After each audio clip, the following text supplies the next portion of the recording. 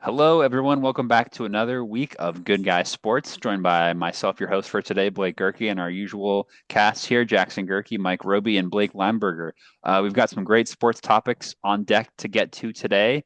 But first, as you can tell by me and Jackson's background, we have a very special birthday amongst the Good Guy Sports crew.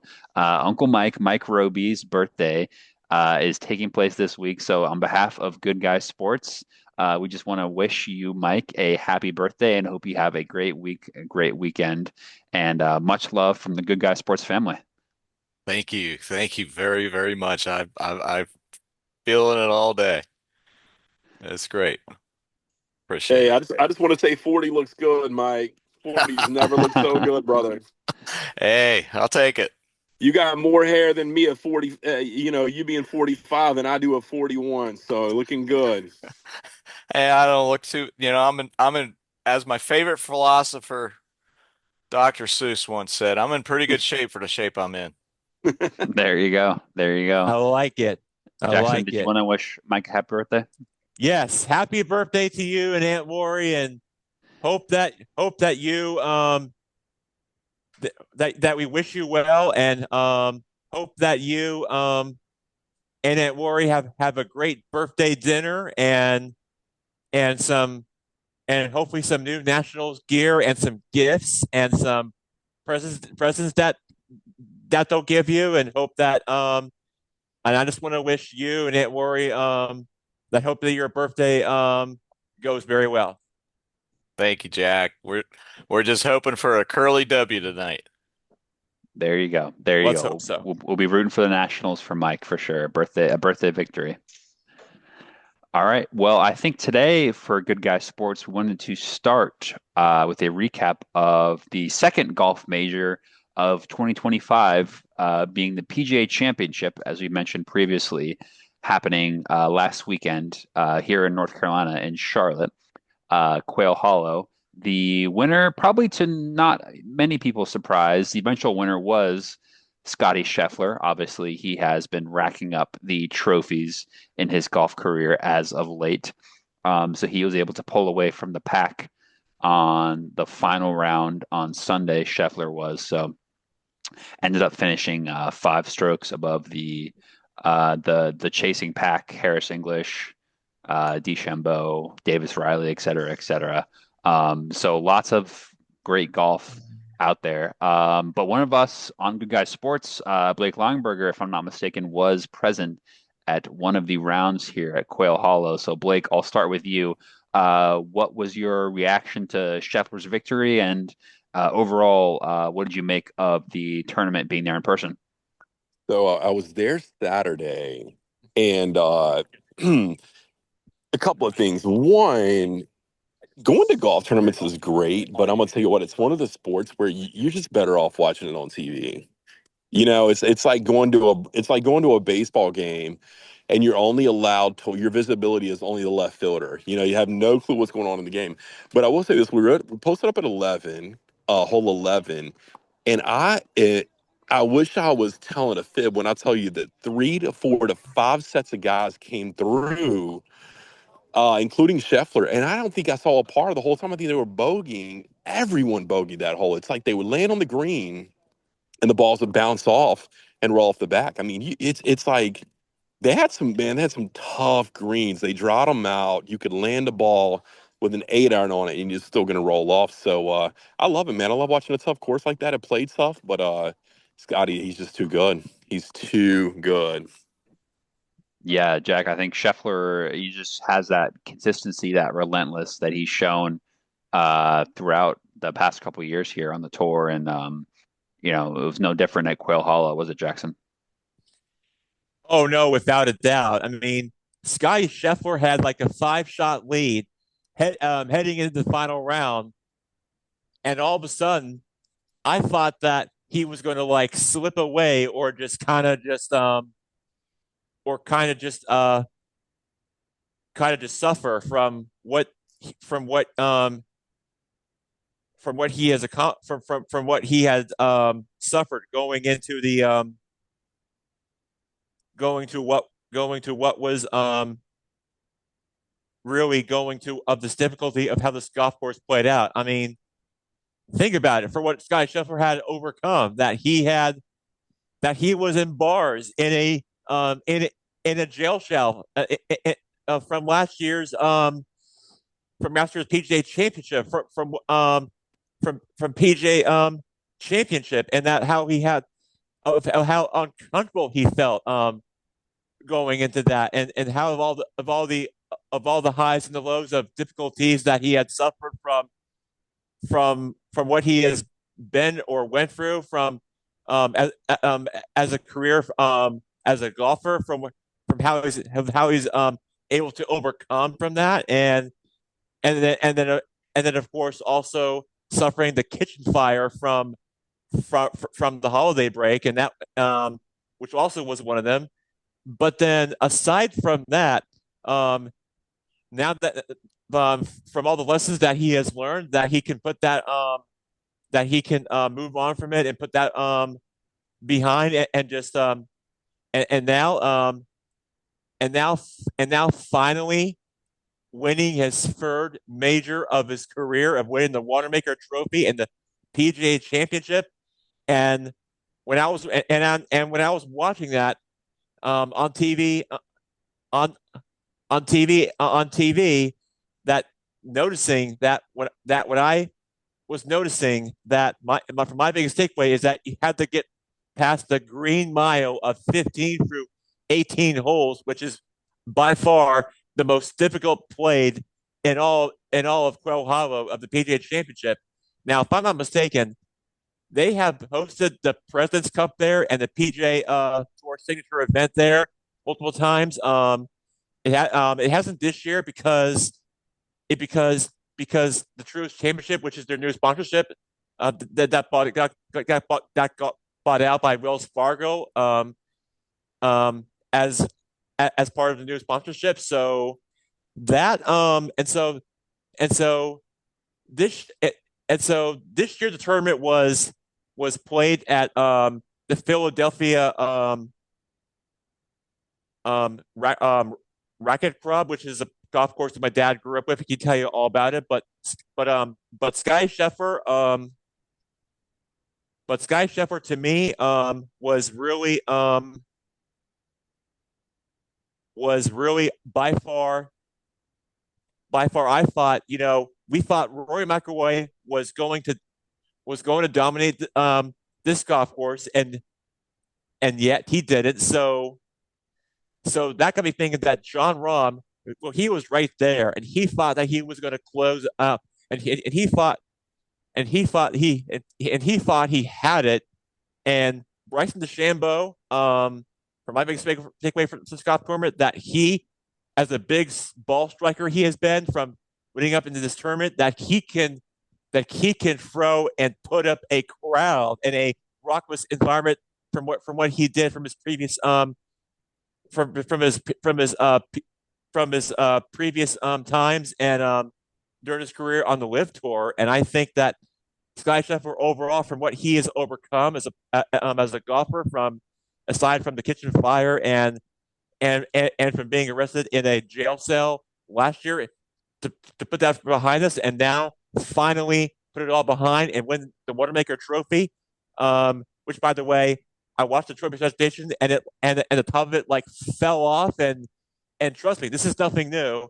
It's happened to Colin. It's happened before at the San Francisco Athletic Club, where Colin Morikawa won that thing a few years ago, and yeah, this is nothing new. And I think that really, as we head into the next major championship at Oakmont, which is right outside of Pittsburgh, that it is a very difficult ball striking golf course, and that's going to be one of the players keep an eye on now. And now, am I expecting Sky Scheffler to win to win the career Grand Slam like Rory McIlroy did?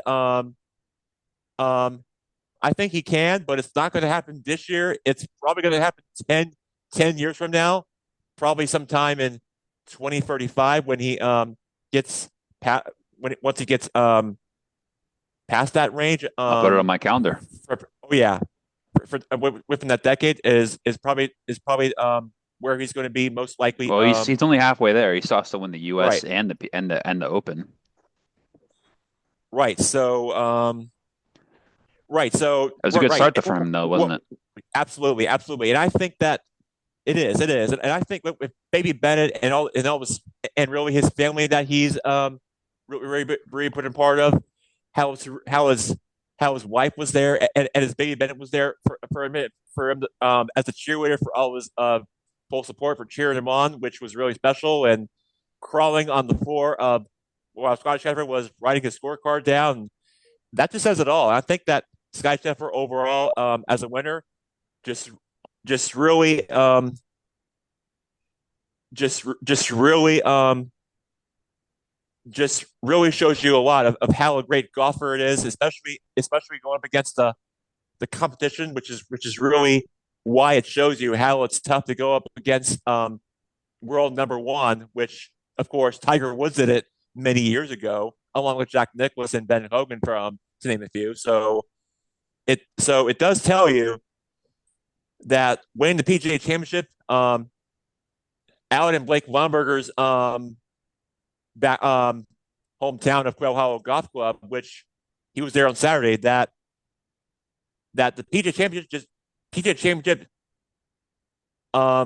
definitely didn't have, like, to me, didn't have a like a major golf tournament feel, unlike it did at Augusta National back in April. But I do believe, looking ahead, which I'm not getting ahead of myself, for the next two majors, which is the U.S. Open over in Oakmont, and then the Open Championship over at Northern Ireland, at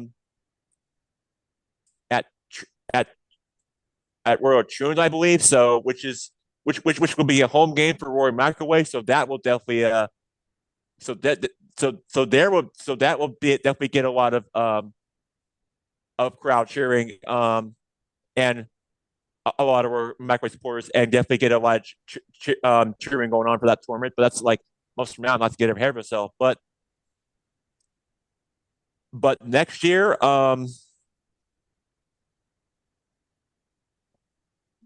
Jackson, quickly though, Jackson, I wanted to ask. Sorry. I wanted to ask Mike what You go he ahead. thought of Scheffler's victory at the PGA. If you caught any of it, your reactions to his victory. Yeah, I mean he played great golf. The Green Mile was kind to him. Green Mile was not kind to John Rahm. He dropped 5 strokes between 16, 17, and 18 on Sunday, double bogeying 17 and 18. Yeah. I mean, every ball he hit seemed to find water. So, those last several holes, Scotty just owned it, took it away. I mean, McIlroy was +3 for the tournament. Aberg and Justin Thomas, neither one of them made the cut. So it was playing tough. Mike, and I was watching the PGA Championship too.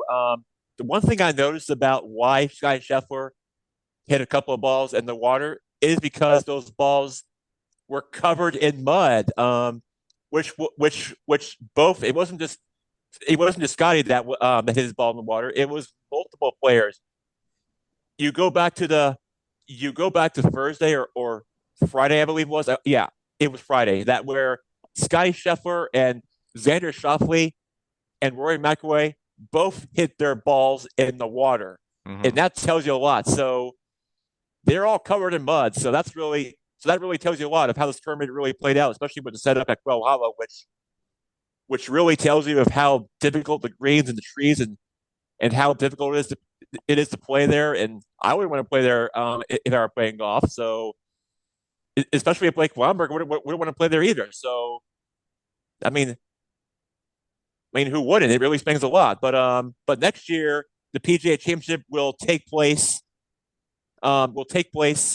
at Emmerich Golf Club in Newton Square, Pennsylvania, which is right outside of Philadelphia, where my dad grew up, and my dad probably has heard of it because he grew up in Philadelphia, and and I'm sure my dad has heard of it because he grew up in Philadelphia and he's played a lot of golf most of his lifetime, and he can tell you all about it. But yeah, next year, PGA Championship, heading to Newton Square, Pennsylvania, at Emmerich Golf Club.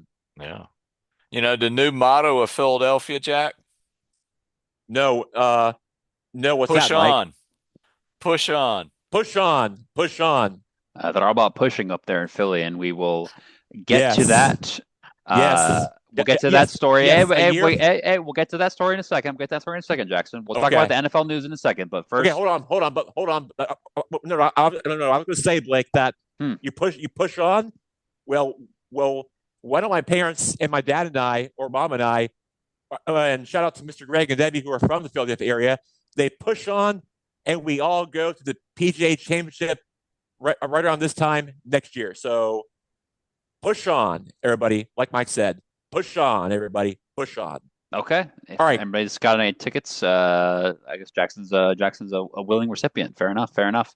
All right. All right. Let's go ahead and let's go ahead and jump to our next topic for today.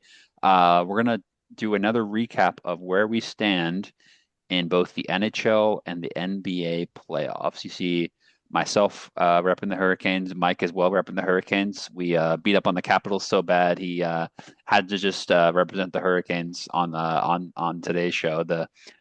A big storm came through DC, huh, Mike? Well, that's what happens when you lose a bet. I'm still all caps, but you know, you got to man up when you lose the bet. He's a man So of his word. I'm rocking the Canes today. He's a man of his word, Jack. He's a man of his word. That's for sure. So the Capitals, or excuse me, the Hurricanes obviously advanced against the Capitals, like we just mentioned, to the Eastern Conference Finals, and the Florida Panthers, defending Stanley Cup champions, likewise, winning Game 7 against the Toronto Maple Leafs to match up in this Eastern Conference Finals. Game 1 took place last night as we record here on Thursday, with the Panthers coming out on top, 5-2, kind of flattered scoreline. A couple of those goals were kind of late consolation as Carolina was chasing the game, but certainly a pretty dominant performance from Florida.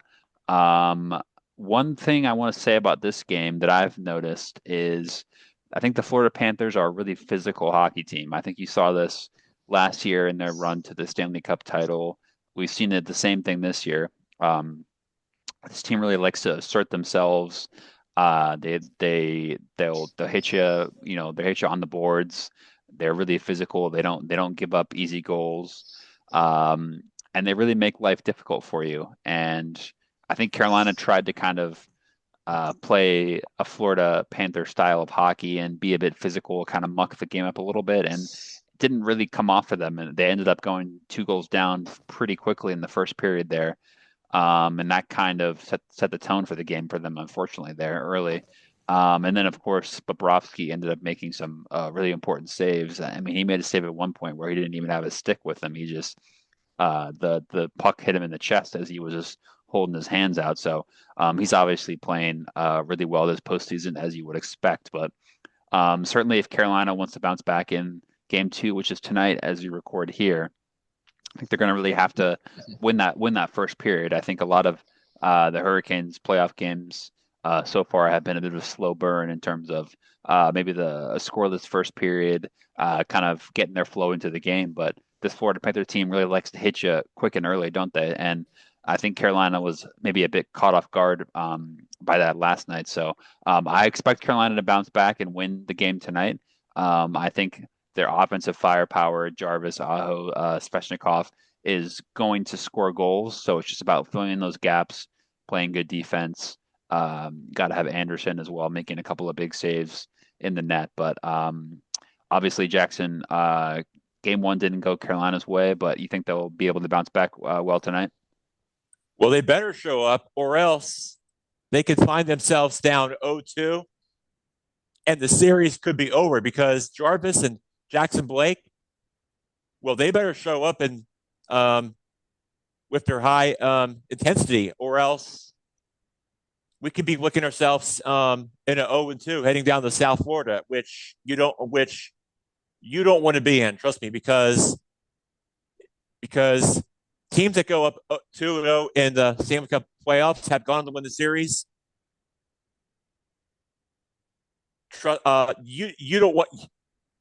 You don't want to be there. Trust me, it's not somewhere it's not somewhere you want to be. So the Carolina Hurricanes better tie the series up, or else you could be falling in a 0-2 hole. Not great if you're a Carolina Hurricanes fan. Mike, as a Yeah. neutral observer, apart from the shirt that you're wearing right now, what do you make of the series overall, and possibly what the Canes can do different in Game One tonight? Yeah. Well, the Canes allowed 2 power play goals in game one. And I think that really hurt them. They in the series with the Capitals, they only allowed 2 power play goals through that whole series, and they gave up 2 in game one. Um, it could have been a different game if that hadn't occurred. So I think they got to tighten that up. Um, you're talking earlier about them being physical. That both teams are good at forechecking, and it's going to come down to who's going to be a better team at forechecking. And then both teams got good goalies, Right. but I think the third piece, probably more important, is the power play. They got to stuff the power play just like they did against the Capitals. No, 100%. Yeah, I think the penalties are going to be crucial in this series, and like you said, too many of power play opportunities. If you give to Florida, they're going to punish you eventually, which was certainly the case in Game One. So that's definitely something to keep an eye on for sure. Is those power play opportunities and how easily both Florida and Carolina are able to capitalize on those.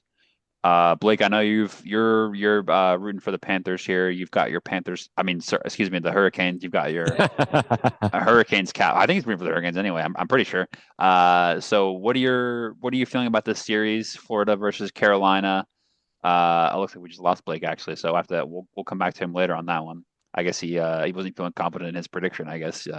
Um, but yeah, no, I think game two tonight is going to be crucial, Jackson. Like you said, the last thing that the Hurricanes can afford to do is go down 0-2, particularly with home ice in this series. So you hate to call it a must win this early in the series, but given that we're playing against the defending Stanley Cup champions with the prospect of going to their house for games 3 and 4, I think Carolina definitely has to come up with the victory here, right, Jack?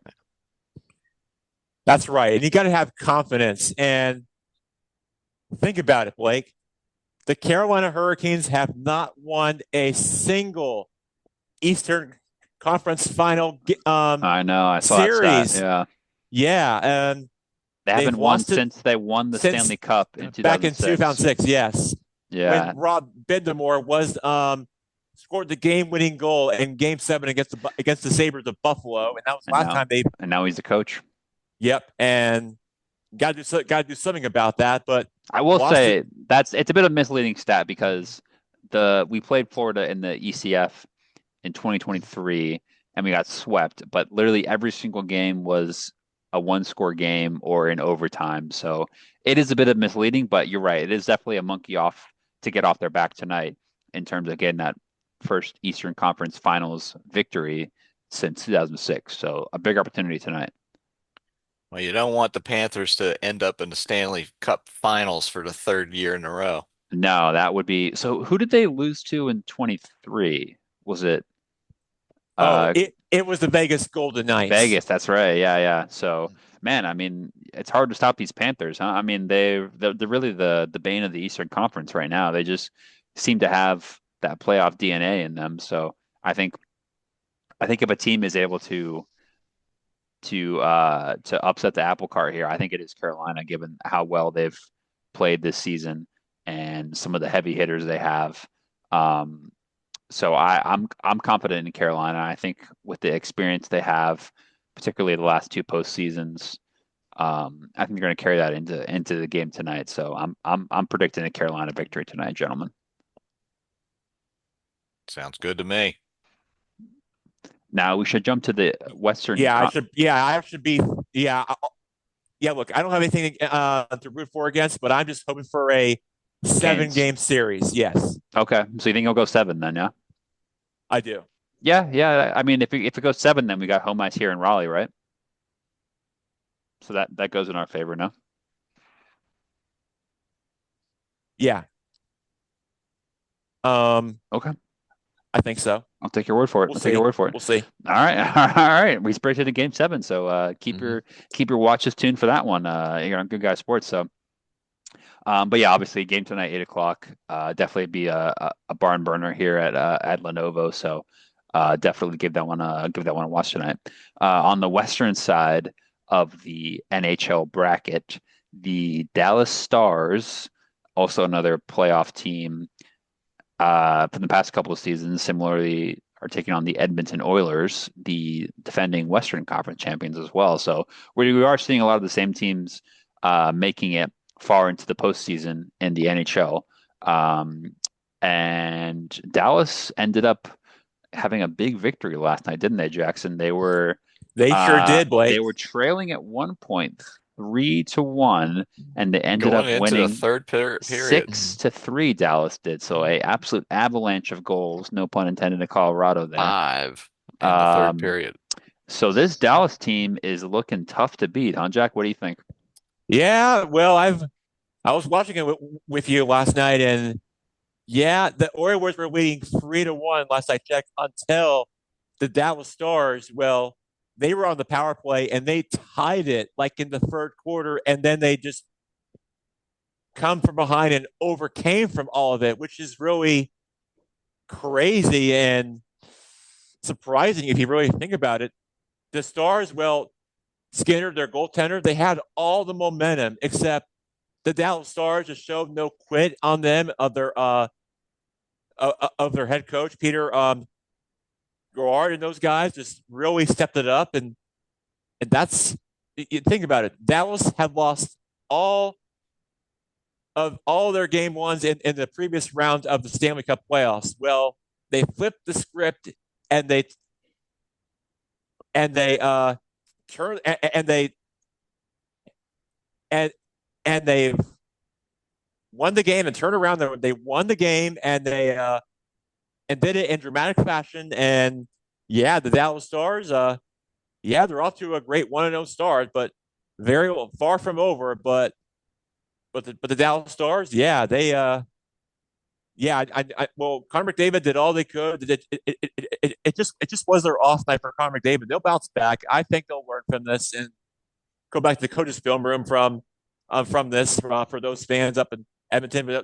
They'll learn from this, but the Dallas Stars, well, it was just their night, and I think that the Dallas Stars got to give them a lot of credit because they outplayed the Oilers. They were just a better team that night, and that's exactly what they did. Like, Jackson, what was the chant they were doing in Dallas last night? oh, when they scored the goal, they go, Dallas scores.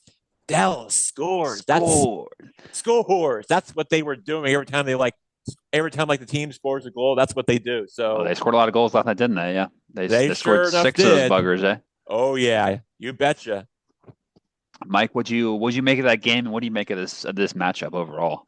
Well, scoring 3 power play goals in the third period.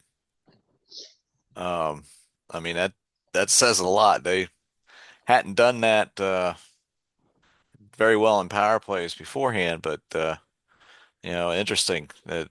Good parallel between the two series going on. Power plays, power plays matter.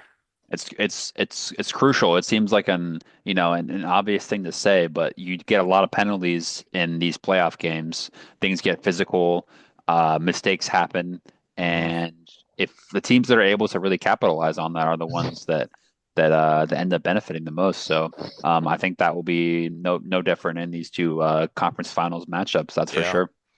and the Stars have home ice again on tomorrow night.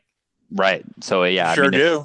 if they can put their foot down and go up 2-0 against Edmonton, that would be a huge advantage in their favor for sure. But you can never count out the likes of Connor McDavid, can you? No. No, you can't. He's that great of a player for a reason. So you are not wrong. And I think that putting up in the category of Wayne Gretzky and those guys, other than Alex Ovechkin, of course. Well, let me put it this way, Uncle Mike. Alex Ovechkin, yeah, the Capitals had a great season. They booked their vacation out to Cancun, but let me put it this way, Uncle Mike. For you and your friends up in the D.C. area, for all of my family members and my cousins and my family members, Alex, if you are listening out there, Alex Ovechkin already won a Stanley Cup. He just needs to win another one. I think it's Connor McDavid's turn. He could add his cup and name on the list, and I think he can be the next player to capture the cup. So I think Connor McDavid, to me, is next on the list. Well, that would be cool if a Canadian team wins the Stanley Cup. For the first time since 93 of the year I was born. Wouldn't that be something?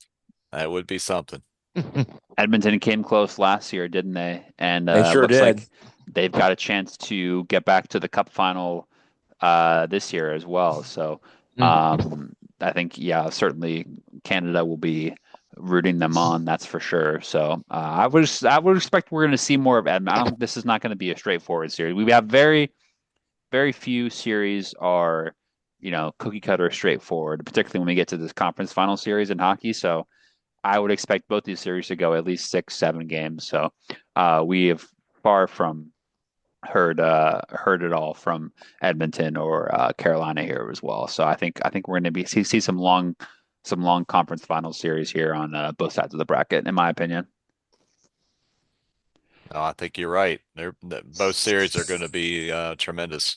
Yeah, and we will certainly be updating you this time next week as to all the happenings in the conference finals in NHL. I want to jump over to the other sport that's happening right now with the conference finals in the yes, the NBA. Ever heard of it? Yeah. Oh yeah, me and Blake Wamberger are going to be all over on this topic because why is that?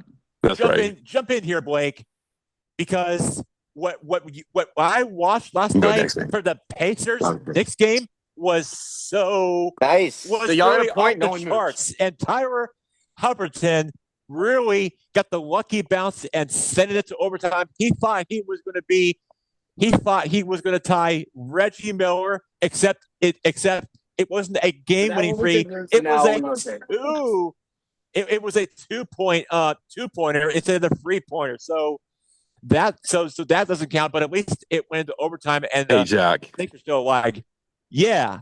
Jackson, the only reason the Hurricanes lost is because they knew what was going to happen to the Knicks, and they wanted to make them feel better. And they only win in 5. So Hurricanes in 5. You got it right there. I'm going to jump back to tennis real quick, but Hurricanes in 5. They don't like to win in 4. That's why they let one slide. But real quick, Blake, before you jump into your tennis, go ahead. The reason why the Knicks lost is because Jalen Brunson had too many costly turnovers, and he got fouled too much.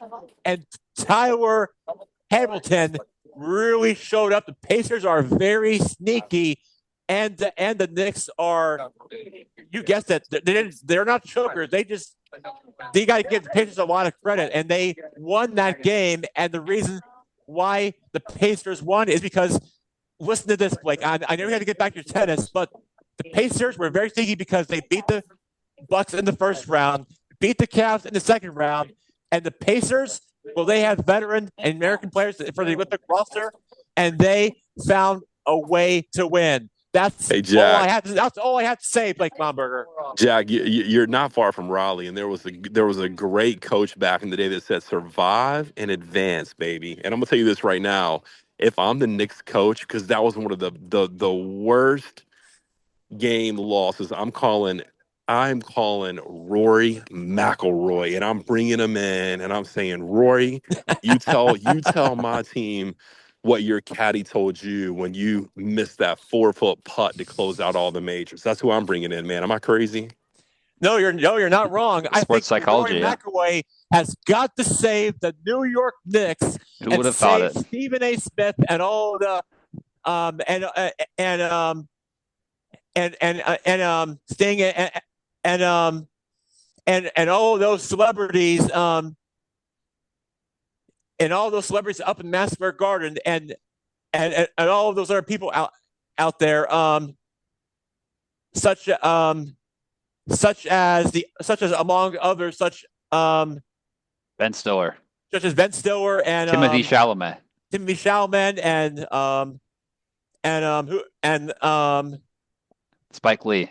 and then who else were we missing, Blake? Trust me, there's lots of celebs at MSG. But Jackson, I will Yeah. say this series is far from over, man. I mean, the Knicks had this game wrapped up, and like you said, the Pacers came back with a monumental comeback. Tyrese Halliburton, circus shot to tie it up. But Knicks fans don't feel too down and out. I think they're still probably the better team on paper. So I think the series is far from over, gentlemen. Yeah. Far But from over than you think, because 9-point lead with 58 seconds left. actually it was a 14-point lead.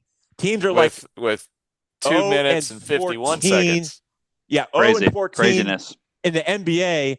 No team has ever come from Only behind at and win MSG. in that deficit. But yet it's happened again at MSG. The Pacers. Now, if you go back to last year, it happened before where the Pacers beat the Knicks right around this time last year, and guess what they did? They beat the Knicks.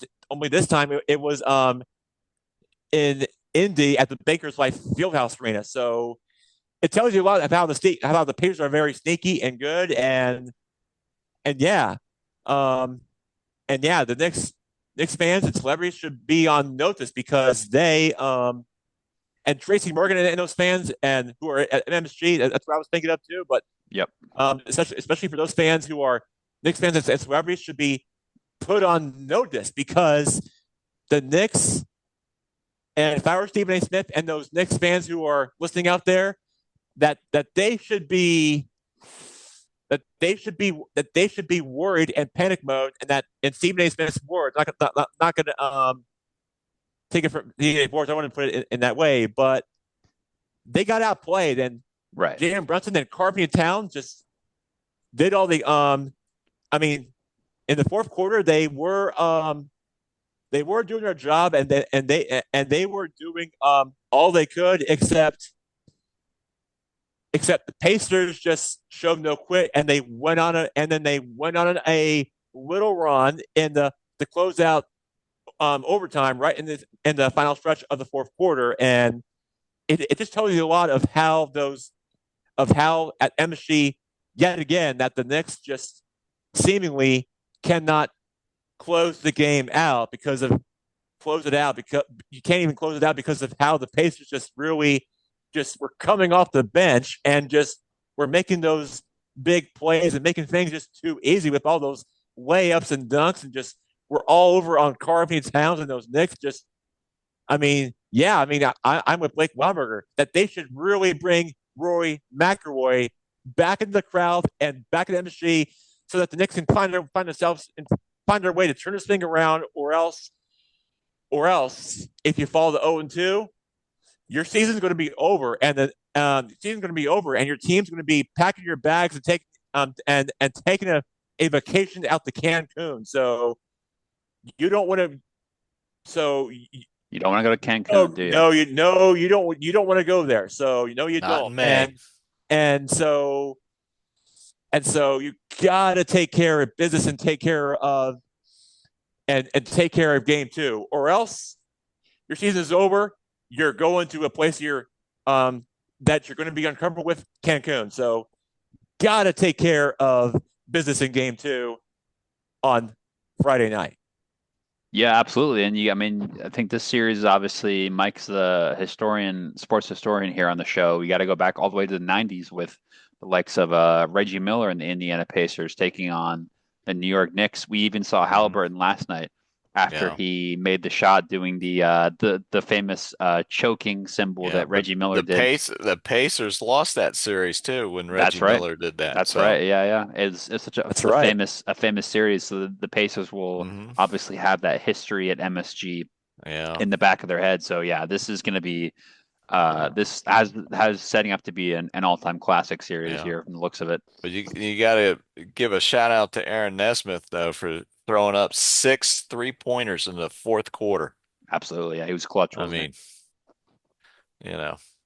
So good entertainment. Oh yeah, Absolutely. for sure. And piggyback on the pages for a second, you got to give a shout out to Caitlin Clark that on social media that she has seen one of the greatest comeback games ever in her career. So gotta love that. And of course, Indiana's going to be hosting the Indianapolis 500 this Sunday, and so lots of great things to be excited about up there in the Circle City of Indianapolis, up there in Indy and the state of Indiana. So lots to be excited and to cheer about. And oh yeah, it's definitely the place to be, especially as a sports fan. But yeah, lots to be excited about for sports up in Indy. Absolutely, absolutely. And if we jump over now to the other Western Conference finals in the National Basketball Association, we have the Oklahoma City Thunder taking on the Minnesota Timberwolves, with OKC taking a 1-0 lead into this series, with the game happening 2 nights ago. It was. To be honest, I just think OKC is a pretty far better team than Minnesota. I think Minnesota is a good team as well. Anthony Edwards is a great, exciting player, but I have a hard time personally seeing how Minnesota can get back into the series. Am I wrong, or is anybody giving the Wolves a bit of a fighting chance here? No, Yeah, not nah, after that first game one. yeah, Uh, yeah, yeah, yeah, yeah. It's too much OKC for me. The Thunder are just really on a whole nother level. They have a championship caliber team for a reason.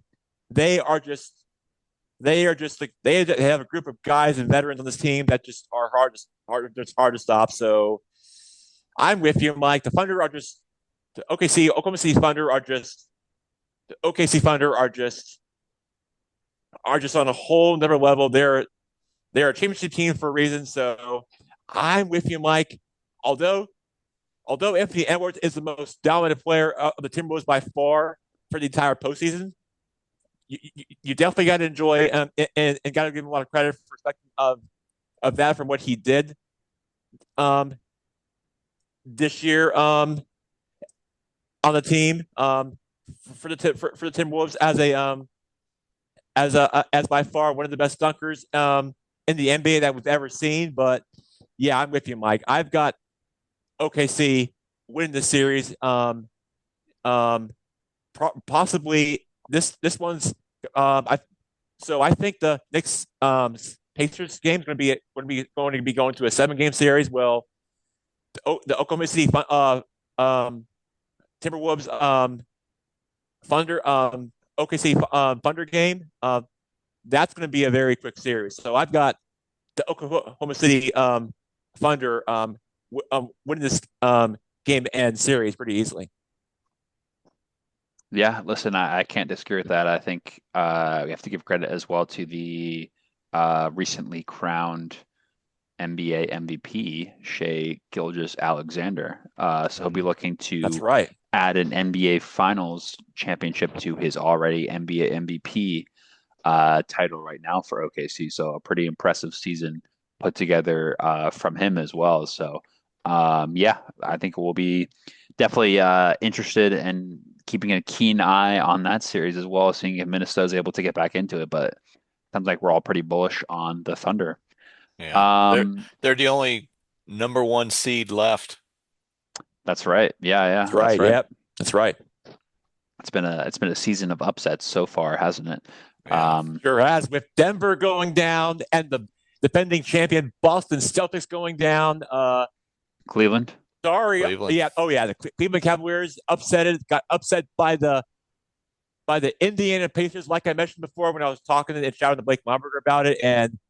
But yeah, the Indiana Pacers, watch out for the Pacers because Reggie Miller and those Pacers are very sneaky, and they could surprise a lot of people in the NBA, and they did just that. And I would expect that to continue against the Knicks in the next few games or so.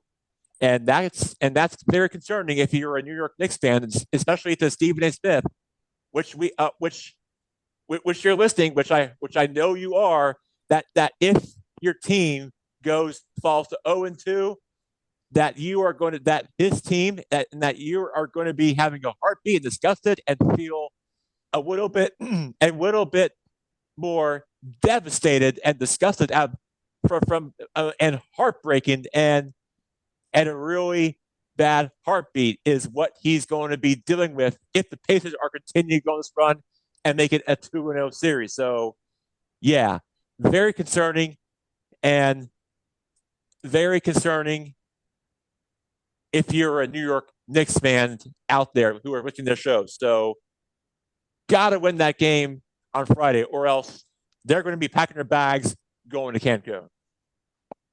Absolutely, absolutely. I think a lot of people are going to Cancun from the sounds of it, huh, Jack? So it's playoff season though, right? Yep, that's right. That's what playoff basketball is all about. Unlike March Madness, where playoffs, where any given game can happen, and the Pacers have showed you that they did just that, and that's exactly what happened, Blake. You're certainly right about that.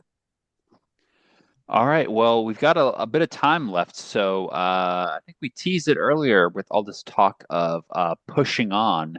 And I wanted to talk up a little bit of NFL news. Obviously, we're in the middle of the off season right now. So you wouldn't expect too much NFL news to be dropping. But we did have a bit of an interesting story developing with a vote from the NFL Competition Committee on whether or not to ban the Tush Push.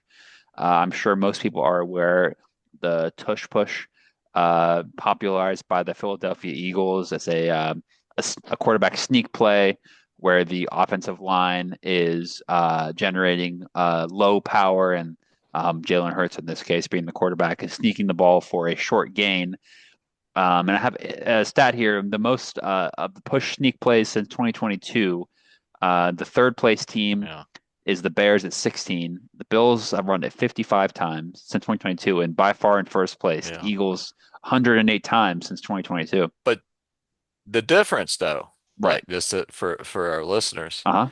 is in the tush push, it's not just the offensive line and the quarterback, but they have a running back and a tight end behind the quarterback, and they're pushing the Right. quarterback into the line. Uh-huh. That's what makes it different than the traditional quarterback sneak, where the quarterback is being powered by his own legs, and that's it. Nobody's pushing him. So Right. that's what makes a difference. Yeah, for sure. And it's definitely that's the infamous play, Yeah. popularized by the Eagles and obviously everyone generating that pushing power on the line. Hmm. And it certainly benefited the Eagles and it's a bit of I guess a talking point in terms of the Eagles winning the Super Bowl last year. It's obviously a play that they've kind of developed in their own house. So a lot Yeah. of people are, complaining that they're just trying to get it banned because the Eagles are doing it better than everybody else. They won the Super Bowl. It's sort of Yeah. come for the crown of the king kind of scenario. But turns out, Mike, the rest of the NFL was not as enthused about getting this play banned as Green Bay, I think it was, who brought it Well, to the table, right? the only 10 teams voted not to ban. 22 teams voted to ban. It was 22-10. Yeah. It was 22 to 10. If two more teams had voted to ban it, because it takes 24 teams Right. for the ban. So, you only had 10 teams. You had, well, the Eagles and 9 other teams voting to keep the tush push. So it was pretty close. Yeah. So they obviously set a pretty high bar in terms of the ability to get things overturned, Hmm. needing 24 teams. So obviously they don't want things to get rules to get changed, I guess, too quickly. Maybe is the Yeah, reason they have no, a high and that's bar. probably a good thing that Yeah, they I have think a so, high right? bar like that. Yeah. Because you don't want like rules to be like added and subtracted every year, then it sort of becomes a bit of a free for all, right? Yeah. Then it becomes the XFL. There you go. There you go. Well, I well, I, there I can there think you of have worse it. things. But Jackson, I'll go to you. What do you think about this? Obviously, the Eagles they made a couple of social media posts kind of poking fun at the Packers. They posted on their uh, on their X account with the picture of Push on against with a little picture of them playing against the Packers. And they even on their YouTube channel, I saw they posted a compilation of all of their Tush Push plays once the vote passed that you can view on the Eagles YouTube channel. So ultimately, you think it's just kind of sour grapes from the rest of the league. Obviously, the Eagles, big Tush Push team. What was your reaction to the vote not going through? Well, what lead up all to this was Jason Kelsey, who was one of the former Philadelphia Eagles who played for the team, was actually the ones that convinced him to keep the tush push for this voting. So that was really that um led a part of it. And reading this article that it showed him making a impassionate speech in defense of the play that which the biggest point is that the Dallas Cowboys and with the biggest takeaway of the Cubs Angels told that the proposal needed at least 24 votes to pass, and but it ended up falling short of it. So from so saying that it's not the end of the world of how it's banned, which the Pittsburgh Steelers owner Art Rooney said that it was for the ban that it would pass the ban, that we're still going to have quarterback sneaks in the game even more than it was Radley, which it wasn't the big deal which it made out of it, which really tells you a lot of how NFL teams and players and executives and owners are really are are against it and not against it. Now, I can tell you that the teams that voted against the proposal were the Baltimore Ravens, Cleveland Browns, up in the Philadelphia Eagles are the Ravens, Browns, Lions, Jaguars, Dolphins, Patriots, the Saints, and the Tennessee Titans um, that were um, that were in favor of it. Yeah. So really, I think that So you had with push on social media, the Eagles had so yeah. on social You had media that seven of the nine teams that voted with the Eagles are AFC teams right, who and very seldom play the Eagles. It's no right, coincidence there, is right, it? right, and so Hmm. A little right, suspicious. right, and so I'm sure the right, Commanders voted for the ban as soon as they could. Well, they They were probably did, smashing the vote but button. actually the Rams and the Falcons protested the most, surprisingly. Interesting. And there was another team I want to say may have been Buffalo, Yeah, yeah. yeah, the who Bills. Oh who yeah, who actually run the tush push themselves, not as much as the Eagles, but so yeah, I mean the yeah, Commanders voted to ban it, but they weren't as verbal as the other teams. yeah, and so Green Bay Packers also another team mentioned on and around the NFL annual league meeting down in Palm Beach that shows that the table is 32 teams that really receiving to be more boardly banning or pushing the ball anywhere on the field, which in a proposal update language of any offensive players that cannot against the runner except by individual blocking opponents for him. The Packers would also eliminate at the snap in their updated language, meaning that they would eliminate those push sneak in quarterback plays that most teams do, although they didn't get their wish that they were hoping for. But that just gives you the idea on how the tush push and was in favor and not in favor of how it all fell apart and just really how it all went. It just gives you an idea on the teams that are like against or not against it. Just shows you how this really all fell apart for those teams that were not or in favor of it. And also another thing to note as well, the Eagles and Packers will be facing off this year on Monday Night Football in Week 10. So I'm pretty sure It'd be funny if the very first play of the Yeah. game, Yeah. the Eagles just do a tush push Yeah. on 1st and 10 once they get the kickoff, just Yeah. just Well, to it's rub it interesting. in. The Lions voted to keep the tush push, and the Lions and the Eagles play each other this year. Right. No, I mean it's certainly the Eagles' success with the Hmm. play.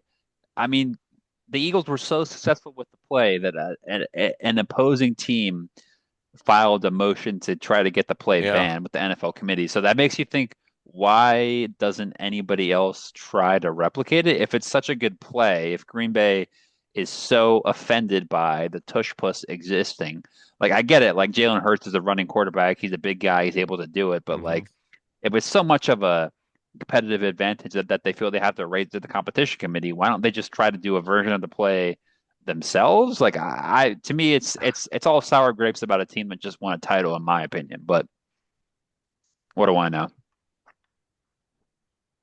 Well, from what I can understand, that Jalen Hurts and this tush push ban, well, whether you like it or not, it's still going to happen in the NFL.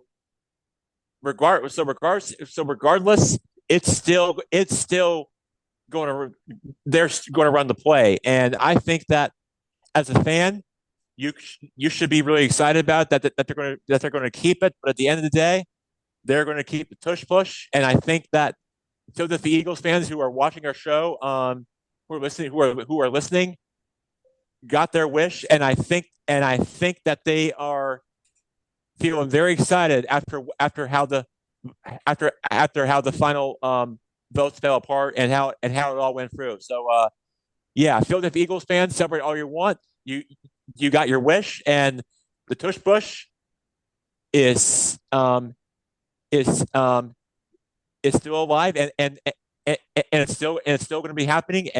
Alive and well. Yeah, oh yeah, yes, very alive and well. And Philadelphia Eagles fans Push on. should be very celebrating.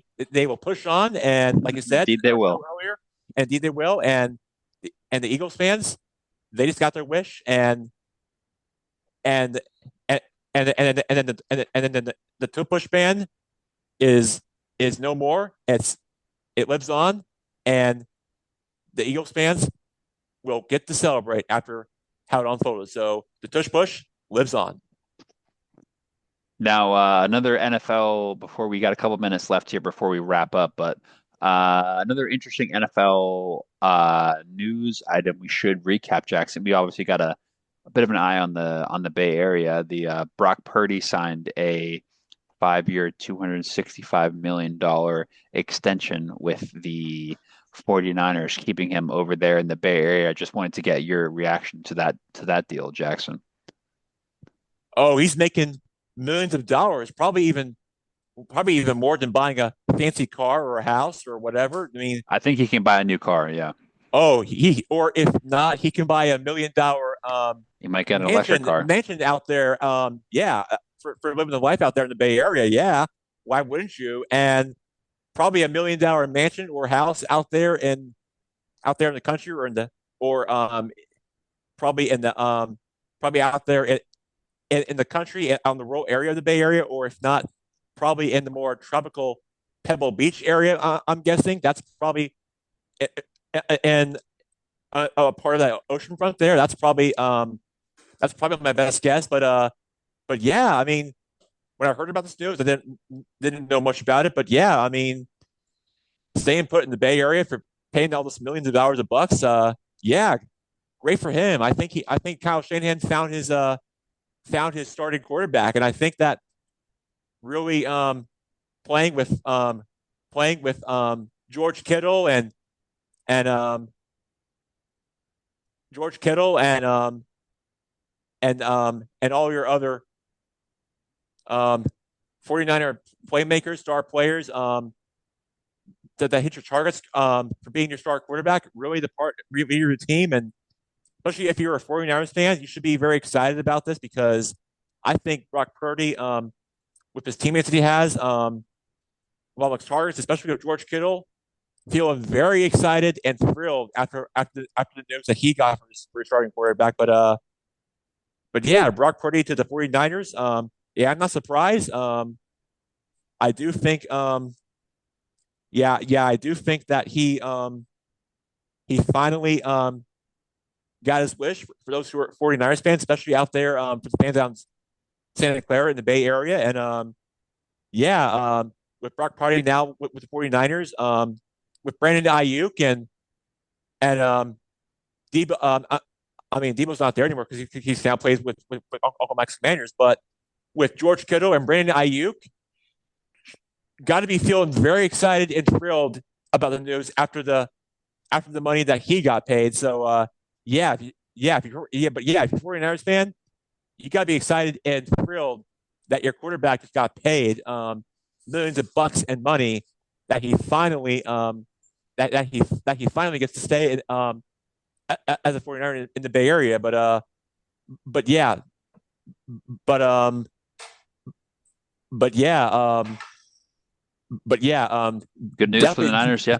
Oh yeah, very very good. Not just good news, great news for the 49ers, but for making them much money and definitely got their wish. And I think that you're a 49ers fan, you got to be very proud, even though they play in the division with our Seattle Seahawks. So that's not great news if you're a Seahawks fan like we are. But hey, at least he got paid to stay and be with Kyle Shanahan as his head coach, right?